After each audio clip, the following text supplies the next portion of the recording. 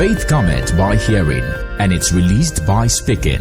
For the word of God is quick, powerful, creative, constructive, and life-changing. The word of God you're about to hear is from the staple of God's Will Media Network. Get ready for a life-changing encounter with God's word.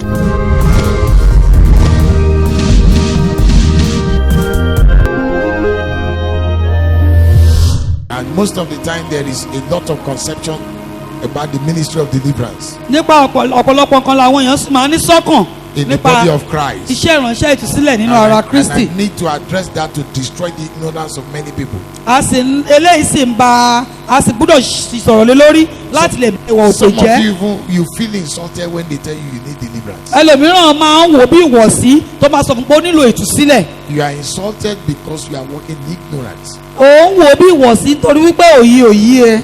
The Bible tells us Bíbélì sọ fún wa pé in the book of Obadiah. nínú ìwé Ọbadáyà. How many of you have read that place? àwa mélòó ló ti kà bẹ̀? He said on Mount Zion. ó ní lórí òkè Síónì. On Mount Zion. lórí òkè There Síónì shall be what? ní There shall be what? ní kí ni yóò wà? Now, where is the Zion? ìtúsílẹ̀. Now, ibo ni Síónì yẹn wà kù báyìí? then you connect the book of Hebrews. táwa wá sopọ̀ pẹ̀lú ìwé Bẹ́rù. He said you have come unto where? ó ní àwa ti wá síbo. Unto Zion, àwa sí Síónì the general assembly of the firstborn. ní ìpéjọpọ̀ àkọ́bí.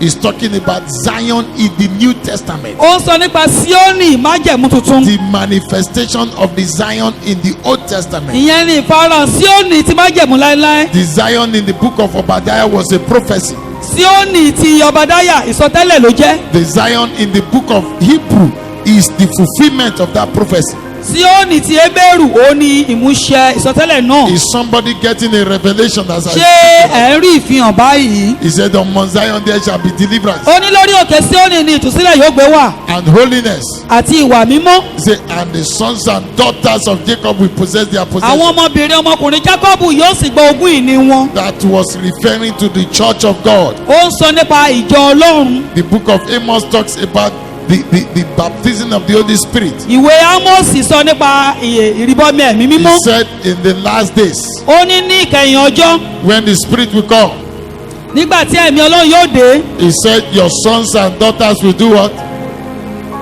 Prophesy. ó ní àwọn ọmọkùnrin àwọn ọmọbìnrin yín wọ́n máa sọ tẹ́lẹ̀. They will see visions. Joel. ìwé Jóẹ́lì He said they will see visions. ó ní wọn yóò máa ríran.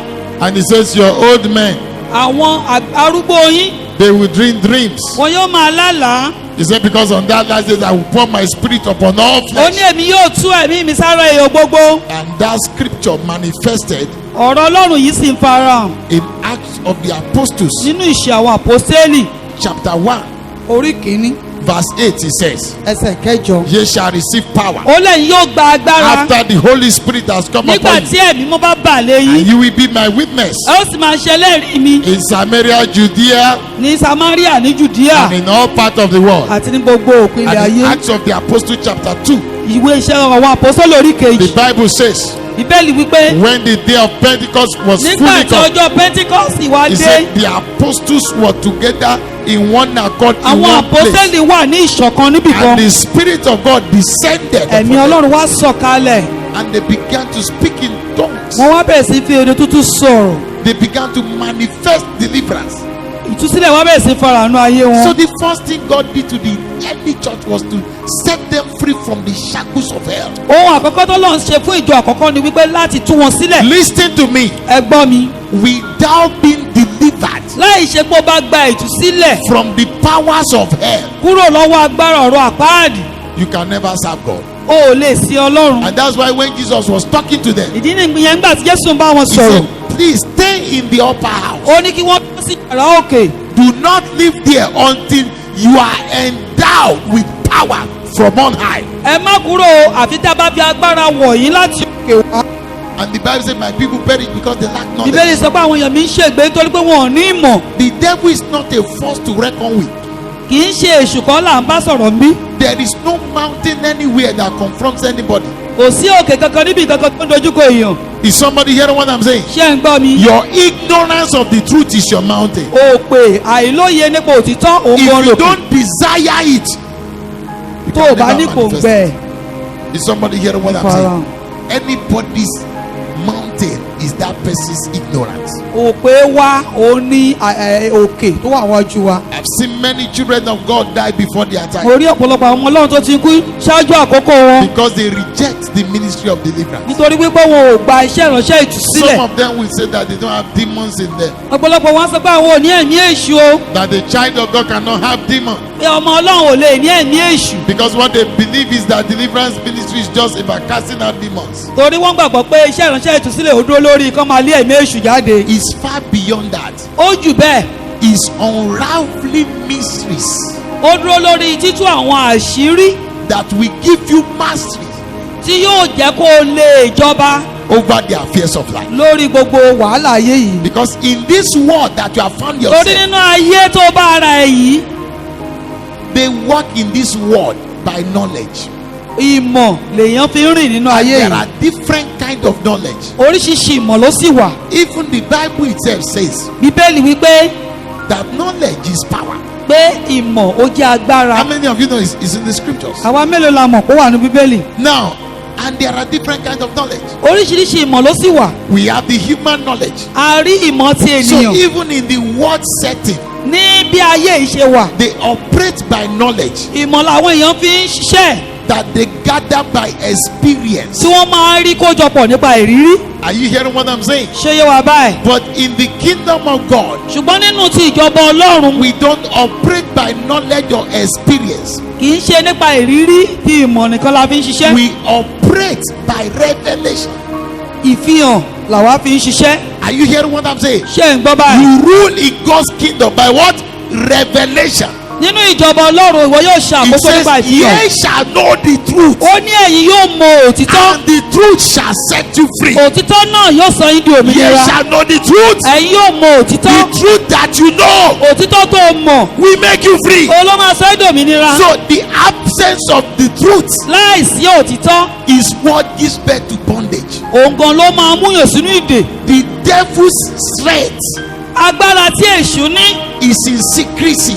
òun ni pé kó máa fi nǹkan pamọ́. It tries to make sure you don't access the truth. ó máa jẹ́ kó o rí dájú pé o ò gbọ́ òtítọ́ wọlé. Because the truth is light. nítorí wípé òtítọ́ yìí ó jẹ́ ìmọ́lẹ̀. Because wherever there is light, níbikíbi tí ìmọ́lẹ̀ bá sì ti wà you don't seek darkness there. o ò lè rí òkùnkùn níbẹ̀.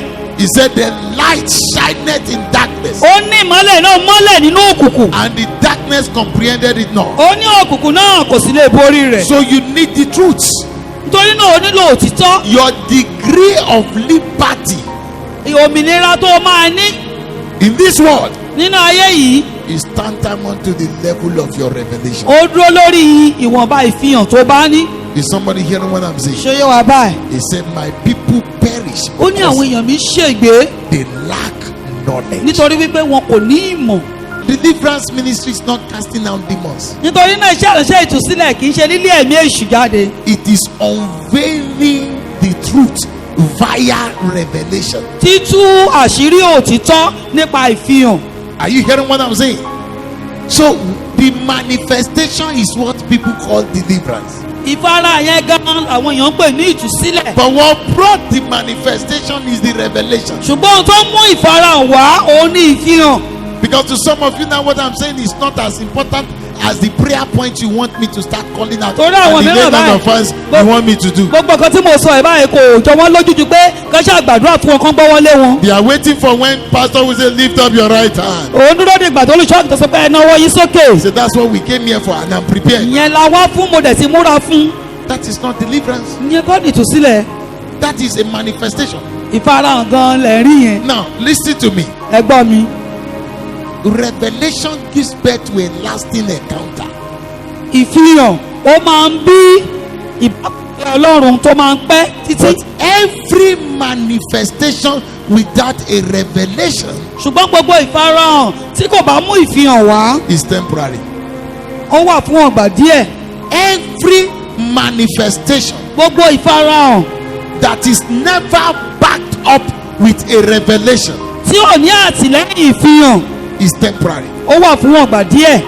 And that is why nínú eléyìí most Christians cannot manage any blessing. ọ̀pọ̀lọpọ̀ kìrìsìtẹ́nì ò lè di ìbùkún kankan mú. When they receive healing, the devil will take it tó away bá from them. gba ìwòsàn ṣùgbọ́n tún gbà lọ́wọ́ wọn. When they receive deliverance, they come back again for another set. tó bá gba ìtúsílẹ̀ wọ́n á tún padà wá pé kó gbàdúrà fún When wọn. they receive a breakthrough, after some time they are broke again. tó bá gba àlùyọ lẹ́yìn wọn gbà díẹ̀ kò tún sówó lọ́wọ́ Do wọn you mọ́. know why? jó mọ ìdí. They just found themselves in the revelation wọ́n kàn déédéé bá wọn nínú ìfihàn náà. without understanding the revelation that brought the manifestation. láì ní òye ìfihàn tó mú ìfarahàn wá. Some of you just have breakthroughs at times. ọ̀pọ̀lọpọ̀ wa kàn déédéé máa ní àlùyọ nígbà mìíràn. You cannot really connect it. o kàn lè déédéé sopọ̀. And any breakthrough that you cannot connect gbogbo àlùyọ tó o bá yí ẹ. will become a breakdown in just a short while. Your If I Lord- pray for somebody who does not have a revelation about conception, tí bá gbàdúrà fún èèyàn tí ọ̀rọ̀ pé èèyàn lóyún òye even if she's pregnant, bá tilẹ̀ wá lóyún. that is a manifestation. ìfarahàn nìyẹn. True of us. àbí bẹ́ẹ̀ kọ́. Let me tell you, she's not safe.